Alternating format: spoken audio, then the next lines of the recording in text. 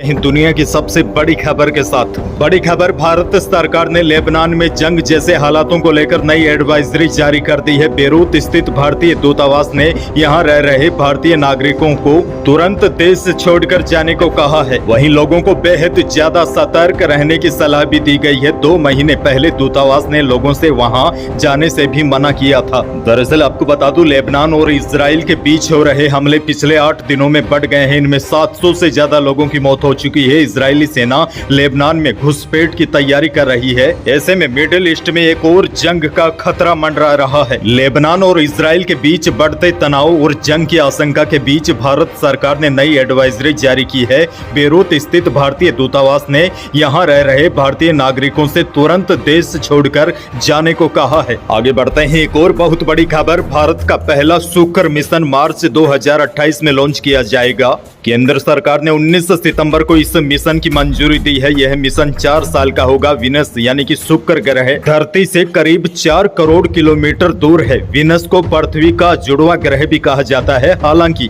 इस ग्रह और पृथ्वी में काफी अंतर है। यहाँ का दिन और रात पृथ्वी की तुलना में काफी लंबा होता है। दरअसल विनस अपनी धुरी पर बहुत धीमे घूमता है। इसे आप ऐसे समझ सकते हैं, विनस का एक दिन पृथ्वी के 243 दिनों के बराबर होता है। अच्छा देखिए, भारत का यह मिशन विनस के ऑर्बिट का अध्ययन करेगा, ग्रह की सतह, वायुमंडल और वायुमंडल के बाहरी हिस्से की जानकारी जुटाएगा। विनस सूर्य के नजदीक है। ऐसे में सूर्य का इस पर क्या प्रभाव पड़ता है, इसका भी पता लगाया जाएगा। और जैसा कि मैंने आपको बताया, शुक्र यानी कि विनस ग्रह को अक्सर पृथ्वी का जुड़वा कहा जाता है, क्योंकि यह आकार और घनत्व के मामले में पृथ्वी जैसा ही है। इसीलिए विनस के अध्ययन में पृथ्वी के विकास को समझने में काफी मदद मिल सकती है। माना जा रहा है कि विनस पर भी कभी पानी हुआ करता था, लेकिन अब यह सूखा और धूल भरा ग्रह बन गया है। बड़ी खबर यह है, भारत एक और लंबी छलांग लगा रहा है। अब भारत शुक्र ग्रह यानी कि विनस पर जाने की तैयारी कर रहा है। आगे बढ़ेंगे, एक और बहुत बड़ी खुशखबरी, त्योहारों से पहले सरकार ने कामगारों यानी कि मजदूरों को बड़ा तोहफा दिया है। खासकर असंगठित सेक्टर के श्रमिकों को बड़ा तोहफा दिया है। केंद्र सरकार ने इस सेक्टर में काम करने वाले मजदूरों के लिए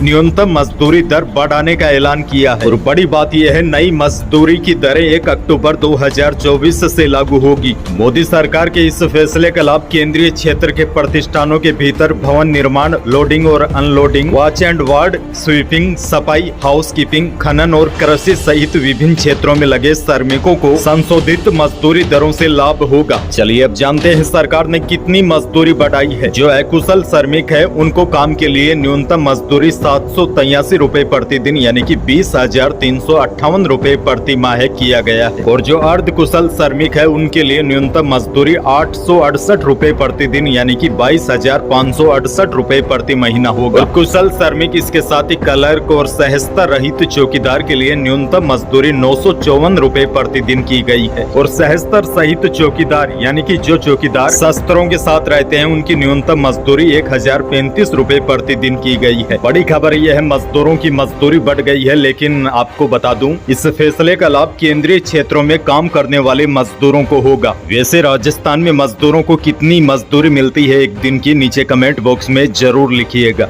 आगे बढ़ते हैं, राजस्थान सरकार का तोहफा, दिव्यांग स्कूटी योजना के लिए सरकार ने आवेदन निकाले हैं। सामाजिक न्याय एवं अधिकारिता विभाग की उप निदेशक प्रियंका पारिक ने बताया कि राज्य सरकार द्वारा मुख्यमंत्री दिव्यांग स्कूटी योजना वित्तीय वर्ष 2024 के लिए विशेष योग्य जनों से 25 सितंबर 2024 से 30 नवंबर 2024 तक ऑनलाइन SSO पोर्टल के माध्यम से आवेदन आमंत्रित किए हैं। उन्होंने बताया कि निवेदन की पात्रता, शर्त एवं दिशा निर्देश विभागीय वेबसाइट पर उपलब्ध है। पारिक ने बताया कि ऐसे आवेदक जिन्होंने स्कूटी ऑनलाइन पोर्टल पर पूर्व में आवेदन कर चुके हैं और स्कूटी मिलने से वंचित रह चुके हैं, उन्हें फिर आवेदन करना होगा। बहरहाल आगे बढ़ते हैं, राजस्थान से बहुत बड़ी खबर, जम्मू कश्मीर के अनंतनाग में तैनात सेना के जवान राम स्वरूप कस्वा सिर में गोली लगने से शहीद हो गए थे। लेकिन अब इस मामले में नया मोड़ आ गया है। जिला सैनिक कल्याण अधिकारी की ओर से जवान के सुसाइड करने की बात कहने पर परिवार और ग्रामीणों ने कल बीकानेर जयपुर नेशनल हाईवे जाम बदनाम कर दिया। परिवार ने जवान को शहीद का दर्जा देने जिला सैनिक अधिकारी कर्नल यश राठौड़ को सस्पेंड करने की मांग करते हुए शव लेने से मना कर दिया। दरअसल बीकानेर के पांचू में रहने वाले जवान राम स्वरूप कसवा बुधवार को अनंतनाग में शहीद हो गए थे। पहले प्रारंभिक तौर पर यह सामने आया था कि ऑन ड्यूटी फायरिंग के दौरान वह शहीद हुए हैं, लेकिन उसके बाद में इसे सुसाइड बताया गया। जिला सैनिक कल्याण अधिकारी कर्नल यश राठौड़ ने बुधवार को बताया कि जवान की मौत फिजिकल कैजुअलिटी है, सिर में गोली लगी है जिसकी जांच की जा रही है। इस